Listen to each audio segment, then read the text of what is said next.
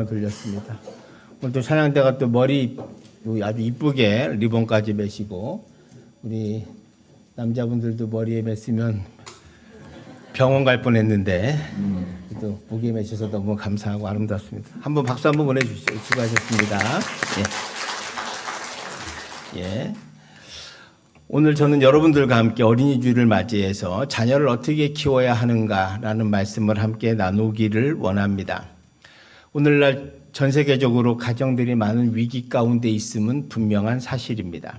그 위기의 원인이 뭘까? 저뿐만 아니라 많은 학자들이나 사상가들이 하는 이야기는 전 세계가 세상이 지금 돈이 모든 것을 지배하고 있기 때문이라고 말합니다. 그러니까 우리는 역사적으로 모든 세대가 다 이렇게 살아온 줄 압니다. 근데 절대 그렇지 않고요. 지금 이렇게 된 세상은 19세기 이후에 자본주의가 발달하기 시작하면서 생긴 현상이기도 합니다. 유럽의 중세시대 사람들은요, 꿈이 뭐였냐면 천국 가는 게 꿈이었습니다. 그들의 평균 연령은 35세가 최되지 않았거든요. 그러니까 16세 보통 우리도 16세 보통 옛날에 결혼했잖아요. 여러분들 말고 여러분 앞세대. 여러분들 우리가 16살 때면 공부할 때지만 옛날 조선시대는 16, 17에 장가 시집 갔어요. 왜 그런지 아십니까? 빨리 죽어서 그래요. 40을 못 넘기거든. 평균 수명이 40세였어요. 40세. 그러니까 중세도 마찬가지. 유럽도 중세가 40이 안 됐기 때문에 수많은 풍토병과 또 콜레라, 장티푸스, 패스트 이런 것들 때문에 전쟁 때문에 40을 넘기가 어려운 거예요. 40세가 살기가 어려운 거죠. 정말 소수의 귀족들 빼고는 보통 사람은 35세 정도가 평균 수명이었습니다. 그러니까 빨리 결혼하고 자기가 30쯤 되면 아이가 15, 16 되면 장가갈 나이가 되는 거예요. 그게. 그런 시대였습니다. 그러니까 이분들의 소망은 자급자족하는 문화였기 때문에 소망이 뭐냐? 내가 이 땅이 힘들고 어려우니 천국에 가는 게 소망이었어요. 그래서 성당도 열심히 다니고 중세인들이 모든 삶의 초점이 내가 어떻게 하면 천국에 갈 수 있겠는가라고 하는 것에 맞춰져 있었습니다. 우리나라 조선시대에는 많은 분들이 양반도 빼고요. 양반도 포함하지만 돈이나 권력에 의해 사는 것이 아니라 내가 자녀를 낳아서 이 자녀가 내 대를 잘 이어서 살아갈 수 있게끔 만드는 것. 그것이 제일 중요한 거였어요. 그래서 살아있는 동안에 살아계신 부모님을 봉양하고 자녀를 잘 기르는 게 가장 큰 관심이었어요. 자녀들을 낳아서 대를 잇는 게. 근데 오늘날 우리 사회는 또 전 세계적으로는 이게 바뀐 거죠. 그 독일의 철학자 마르쿠제라고 하는 분이 1차원적 인간이라는 책을 썼는데 그 책의 핵심 내용은 이겁니다. 현대의 모든 사람이 돈으로만 생각하게 만들었다는 거예요. 그래서 돈으로 생각하는 1차원적인 인간으로 우리를 만들었다고 말합니다. 그러니까 요즘은 그래도 신문 방송이 좀 덜한데 얼마 전까지만 해도 무슨 사고가 나면 자꾸 돈으로 환산합니다. 보상이 얼마다. 그래서 이런 거 받는다. 그러면 또 사람들이 그 보상 받는데 어떠냐 이렇게 말한다. 아니 부모가 죽고 자녀가 죽고 형제가 죽었는데 보상 얼마 받는다고 뻐젓이 방송에서 나오는 그게 뭐냐. 그게 바로 아까 마르쿠제가 말한 1차원적 인간인 거예요. 모든 것을 돈으로 환산하는 거예요. 그래서 무슨 일이 나면 돈이 얼마다, 무슨 경제 효과가 얼마다 다 이런 식으로 이야기를 한다는 거죠. 그런데 여러분 하나님께서는 정말 귀한 것은 돈으로 살 수 없게 하셨다라고 하는 걸 기억하셔야 돼요.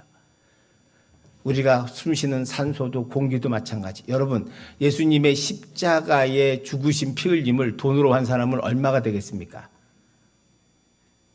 그거 아마 경제학자들이나 그런 사람들 돈으로 환산할 거예요. 얼마씩이라고. 절대 그렇지 않습니다. 그건 돈으로 환산할 수 없는 거예요. 따뜻한 햇빛을 어떻게 돈으로 환산합니까? 가정의 사랑을 어떻게 돈으로 환산할 수 있겠습니까? 돈으로 살 수는 없죠. 돈으로 몸은 살 수 있으나 그 마음은 살 수 없는 거예요. 그러니까 우리가 착각하는 것은 돈이 많으면 제가 모든 걸 할 수 있다라고 착각한다는 거예요. 그런데 하나님께서는 전 세상 속에서 정말 귀하고 중요한 것은 절대 돈으로 살 수 없게 만들었어요.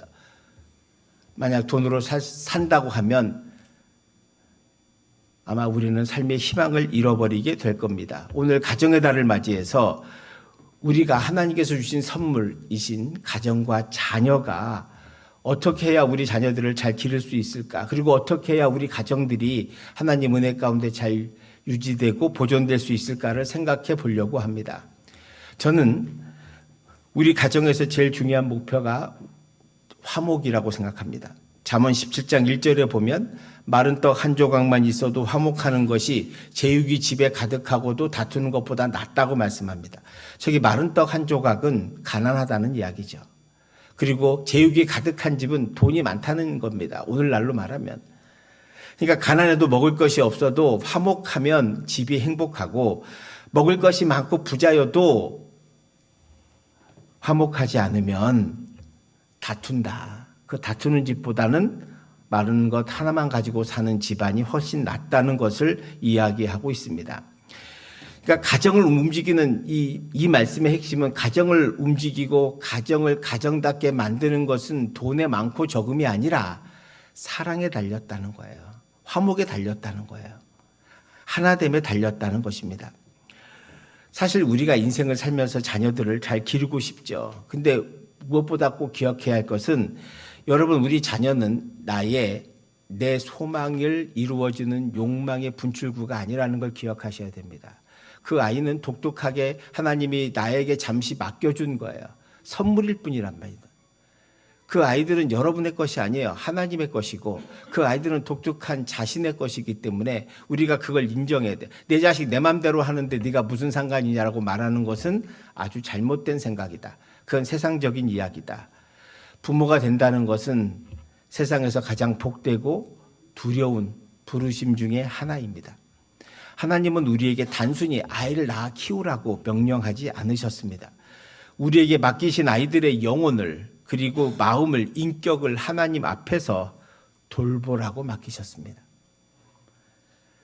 근데 우리가 이 시대를 살아가면서 믿음의 사람들 가운데 종종 착각하는 게 하나 있습니다. 뭐냐면, 그냥 자녀를 위해서 기도만 열심히 하면 되지, 믿음만 심어주면 충분하지 라고 생각한다는 거예요.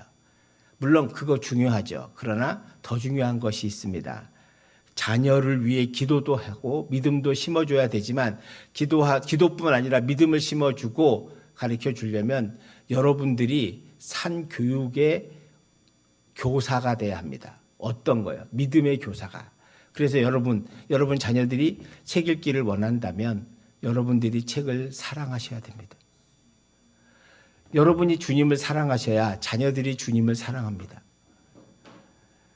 말로만 자녀들에게 뭐 해라, 책 읽어라, 공부하라고 하면서 자기는 한자도 공부 안 하면 그 공부하기 쉽지 않습니다. 물론 타고나서 공부 잘하는 친구도 있지만 그런 거 외에하고, 부모가 모범을 보이지 않으면 어린이는 말로는 따라가지 않는다는 것을 기억하셔야 합니다. 우리는 우리의 자녀들의 인격과 삶을 준비시켜야 합니다. 요즘은 가정교육이 없으면 학교에서요, 성적 공부 가르쳐주지 인간이 되는 것을 가르쳐주지 않습니다. 정말 참된 인간이 무엇이고 우리가 어떻게 살아야 하는가를 학교에서 못 배운단 말이에요. 우리가 지금 우리 학교 교육이 망가진 표본을 우리가 오늘날 보고 있지 않습니까? 이 나라를 망치고 있는 게 다 누굽니까? 성적 제일 좋은 서울대 법대 출신들이 나라를 망치고 있습니다. 그분들의 욕심과 욕망이 우리 사회를 어떻게 이끌어가고 있는지를 잘 보셔야 합니다. 우리 자녀들을 무엇으로 가르쳐야 하는가? 저는 오늘 본문의 말씀을 통해서 첫 번째, 하나님께 순종하는 교육이 필요하다는 거예요. 오늘 본문 1, 2절을 한번 보시기 바랍니다. 자녀들아, 주 안에서 너희 부모에게 순종하라. 이것이 옳으니라. 내 아버지와 어머니를 공경하라. 이것이 약속 있는 첫 계명이니 라고 말씀합니다.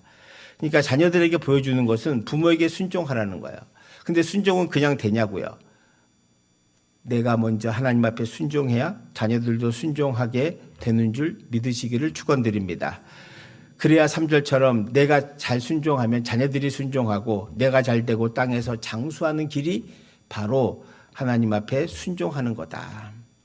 그러니까 하나님 말씀에 여러분이 먼저 순종하면 자녀도 여러분에게 순종하게 될 줄 믿습니다.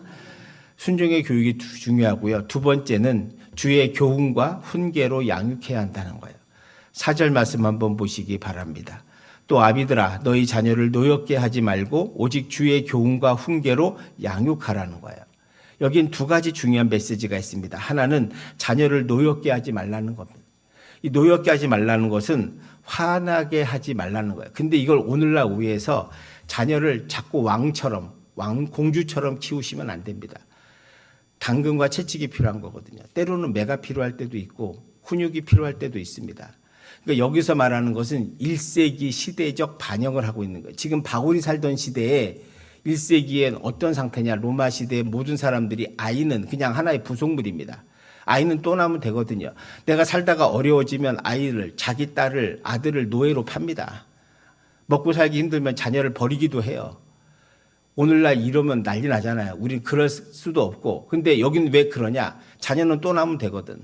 그러니까 그 당시 1세기의 통념은 자녀는 때로는 귀찮고 성가시기도 한 거예요. 그러니까 많이 나면 되니까 그냥 또 버리고 또 팔고 이런 식이었다는 거예요. 그러니까 지금 같으면 상상도 못하는 일을 1세기에는 했다. 또 키우면서도 자녀들이 말을 안 듣면 감옥에 가두기도 하고 채찍으로 때리기도 했단 말이에요. 그러니까 그런 시대에 아이들이 얼마나 열등감을 가지고 살겠습니까? 자존감이 없죠. 우리가 가정에서 사랑으로 키워야 하는 이유가 뭡니까? 자녀들에게 자존감을 주기 위해서요. 자존감은 교만이 아닙니다. 자기가 이 땅에 필요한 존재고 나는 하나님과 사람들과 부모에게 사랑받는 존재야라는 것을 심어주는 것은 중요한 일입니다. 그것이 그 사람으로 하여금 내가 이 땅에 살아야 될 이유를 설명해 주고 어떤 고난이나 시험이 왔을 때 그것을 이길 수 있는 힘을, 면역력을 바로 자기 자존심이 그거를 세워주게 합니다. 그래서 자기를 사랑하는 것, 또 자기가 존중받는 존재여야 한다는 것을 경험하는 것이 중요합니다. 그런데 1세기에는 아이들을 완전히 때리고 자기 마음대로 부속물로 삼으니까 그래서 사도 바울은 1세기에 초대교회는 그러지 않아야 한다는 거예요. 아이를 하나님의 선물로 여겨라. 내 소유가 아니라 하나님의 선물이다라고 하는 건 1세기의 지금 생각은 우리는 당연한 거지만 1세기에는 혁명적인 생각이란 말이에요. 완전히 사람들의 통념을 바꾸는 생각이에요. 아, 자녀들은 하나님의 선물이구나. 어린이들이 정말 귀하구나.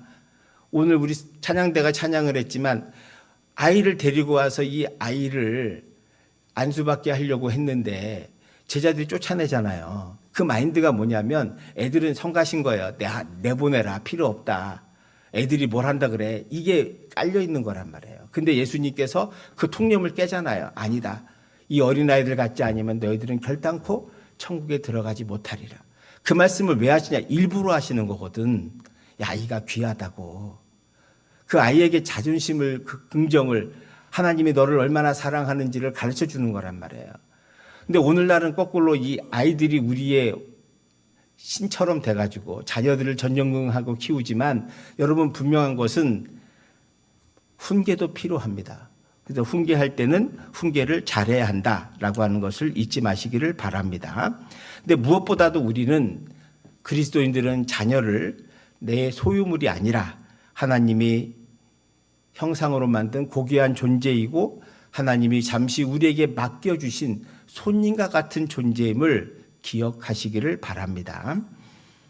그래서 내 게 아니고 하나님의 것임을 알아야 하죠. 두 번째, 주의 교훈과 훈계로 바르게 가르치는 것이 중요하다는 것입니다. 교훈은 하나님 말씀 가운데 꼭 필요한 것들을 가르쳐주는 동시에 훈련이 필요한 거죠. 자녀들을 가르칠 때는 아까 말씀드린 것처럼 여러분이 몸으로 실행해 보이셔야 돼요. 실행해 보이셔야 진짜 훈련이 됩니다. 훈계는 말로 하는 게 아니라 몸으로 해줘야 합니다. 우리가 자녀를 기르면서 제일 중요하게 생각하는 것은 내 자녀가 내가 못다 이룬 꿈을 이루는 도구가 아니라는 것을 기억하십시오. 자녀는 하나님의 자녀이고 이 아이가 좋아하는 게 따로 있다면 그것을 잘 길러서 해줄 수 있도록 만들어 주셔야 합니다. 우리는 우리 자녀들이 성공하기를 원합니다. 근데 여러분 진짜 성공이 뭘까요? 성경이 말하는 성공과 세상이 말하는 성공이 다릅니다. 신명기 28장 1, 2절을 보시면 성경적 성공이 이런 거예요. 내가 내 하나님 여호와의 말씀을 삼가 듣고 내가 오늘 내게 명령하는 그의 모든 명령을 지켜 행하면 내 하나님 여호와께서 너를 세계 모든 민족 위에 뛰어나게 하실 것이라. 2절 시작.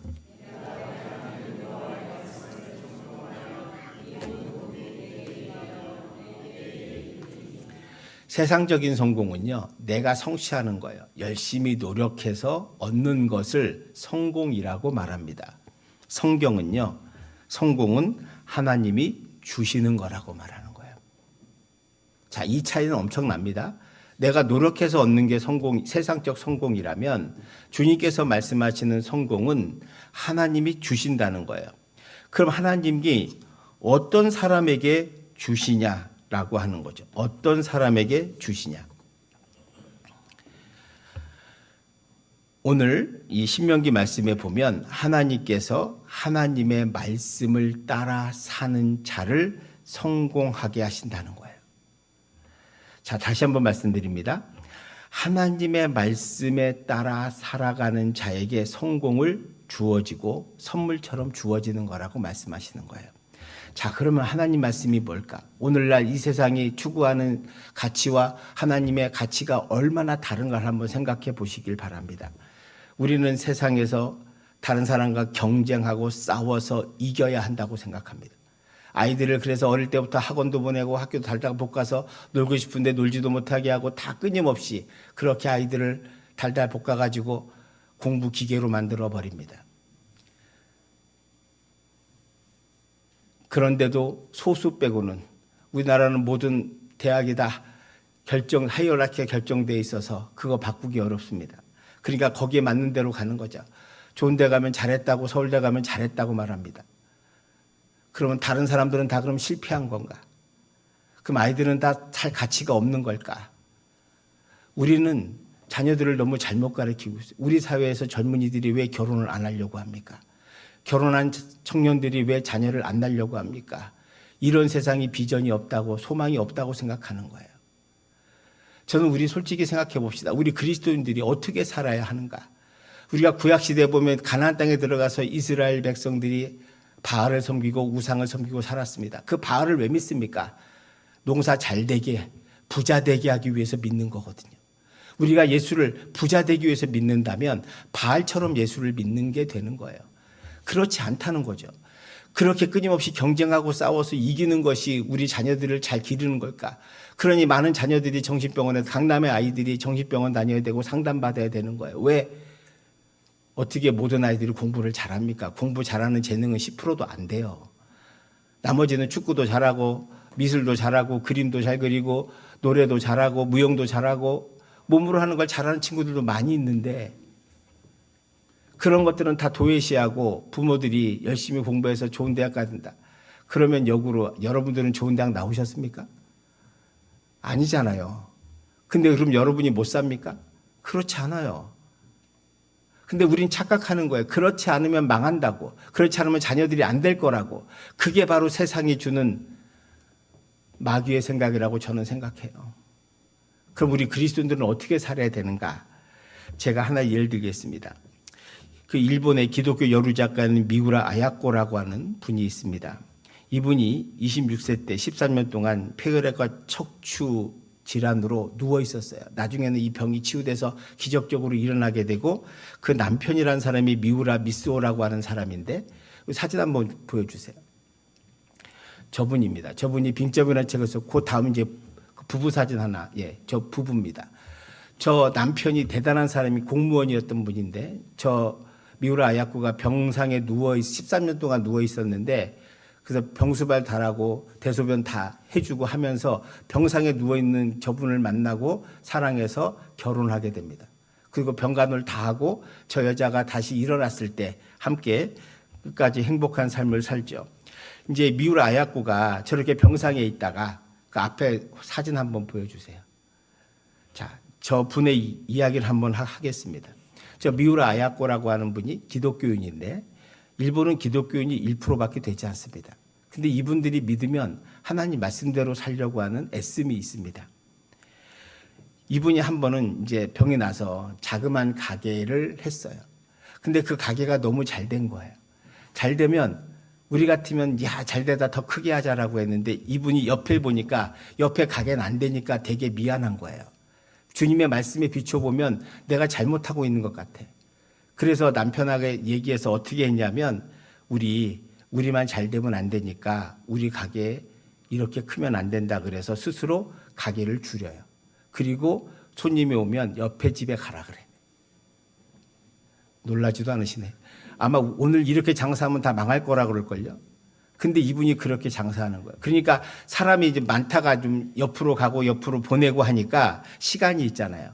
그러니까 이분이 자기가 틈틈이 써오던 소설을 썼어요. 그게 빙점이란 소설이고 저 빙점이란 소설을 유명한 소설이 되어서 저게 신문 연재에 성공하게 되고 그래서 가게를 통해 번 돈 그거보다 훨씬 많은 명성과 영예를 얻죠. 그런데 저분이 놀라운 것은 뭐냐면 고백하기를 자기는 주님의 말씀에 실천했다는 거예요. 어떤 실천이요? 나 혼자 잘 되기를 거부하는 거예요. 아마 오늘날 우리 장사한다면 옆에 가게를 망하길 기도할걸요. 그래서 저 가게 망하고 우리가 저 가게 사가지고 우리가 넓히고 저 잘 되고 우리가 성공해서 대기업으로 해서 지점도 내고 이 마인드일 텐데 그거는 세상의 마인드거든요. 근데 미우라 아야코는 도리어 자기 가게를 줄이게 되었습니다. 근데 줄여서 뭐 여유가 있으니까 자기가 하고 싶은 것들을 했을 때 하나님이 그에게 복을 주셨다는 거예요. 이게 성공이에요. 성공은 하나님이 주신다는 뜻이 이겁니다. 아멘. 성공은요, 내가 노력해서 얻는 게 아니에요. 내가 노력해서 40일 금식기도 하고 이거 제발 해주세요. 성공하게 해주세요. 돈 많이 벌게 해주세요. 11조 할게요. 이런 거는 정말 우리 안에 욕망으로 가득 찬 거예요. 저는 우리 사회가 정말 변했으면 좋겠어요.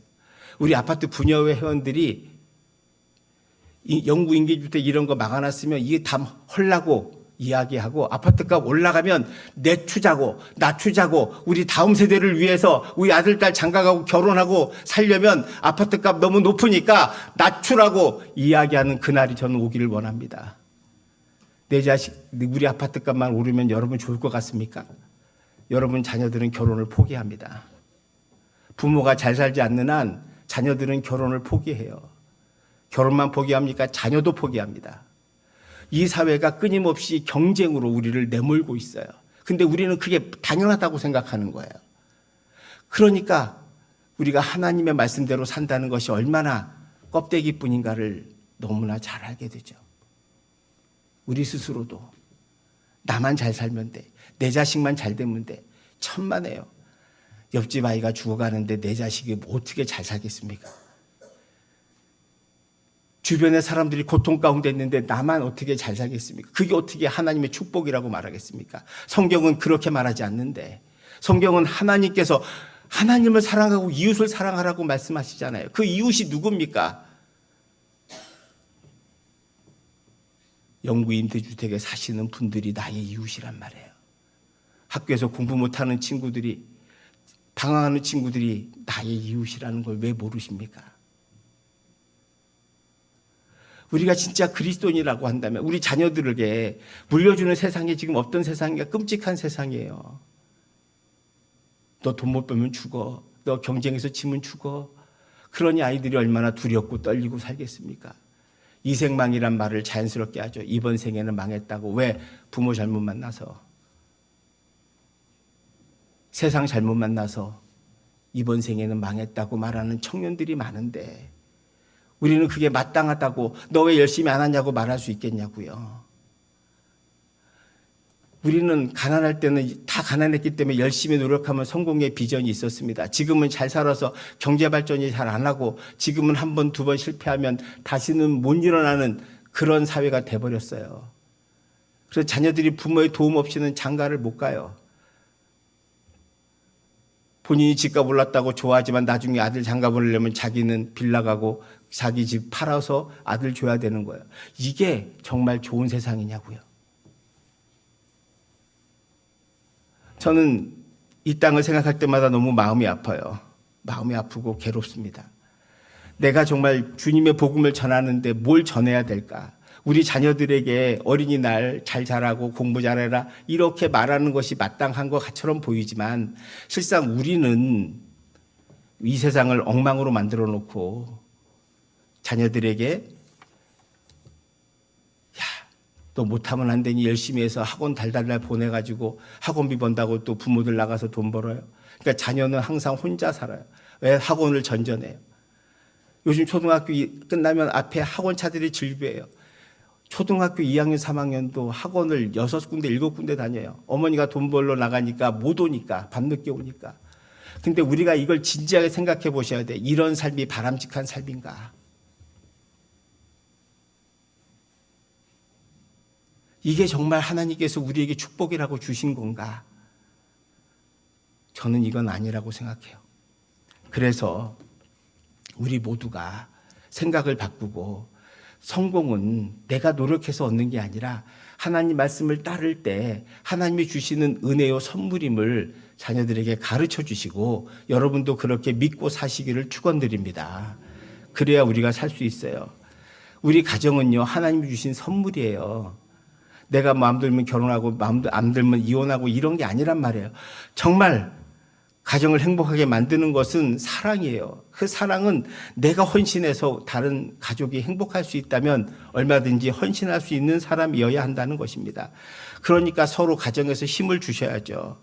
나는 너를 사랑한다고 말해야 합니다. 남편을 보면서 웃으십시오.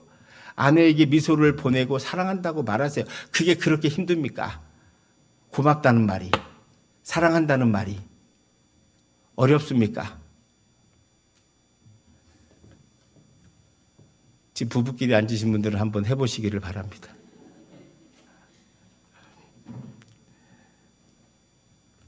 어디 가서 우리 자녀가 공부를 못해도 다른 사람에게 내 사랑스러운 아들이에요, 내 사랑스러운 딸이에요 라고 말할 수 있어야 하지 않겠습니까? 아니 공부 못하면 왜 부끄러워합니까? 다른 게 잘할 수 있는데.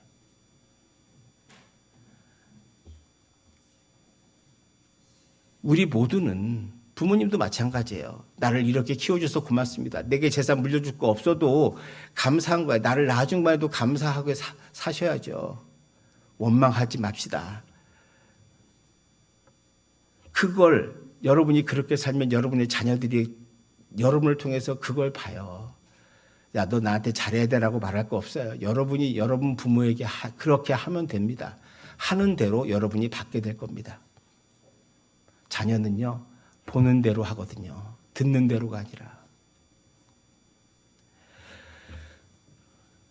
저는 그래서 우리 모든 가정이, 여러분의 삶이 정말 하나님의 나라가 임하는 천국이 되기를 원합니다. 주님께서 누가복음 7장 21절에 17장 21절에 이 말씀을 한번 보세요. 자, 같이 봉독합시다. 또 여기 있다, 저기 있다고도 못하리니 하나님의 나라는. 근데 이게 정확한 아람어로 번역하면, 정확하게 원어를 하면 하나님 나라는 너희 안에 있다가 아니라 너희 가운데 있답니다. 내 안에 있는 게 아니고 내 안에도 있지만 우리 가운데 있다는 거예요. 천국은 어떤 곳에? 사랑이 가득한 가정 위에, 사랑으로 가득 충만한 이 공동체 위에 사랑이 있고 그 사랑이 있을 때 천국이 그곳에 있다는 거예요. 천국은 내 안에 나 혼자 가지고 있는 게 아니란 말이에요. 천국은 나 혼자, 나는 다른 사람 다 슬퍼하는데 나 혼자 할렐루야 천국이다, 나는 내 마음은 하나님이 함께 하신다, 이게 아니고 우리 가운데 함께 하시는 거예요. 이 가운데. 여러분, 원수도 사랑하라고 하신 주님의 말씀인데 가족이 왜 원수가 되고 미워합니까?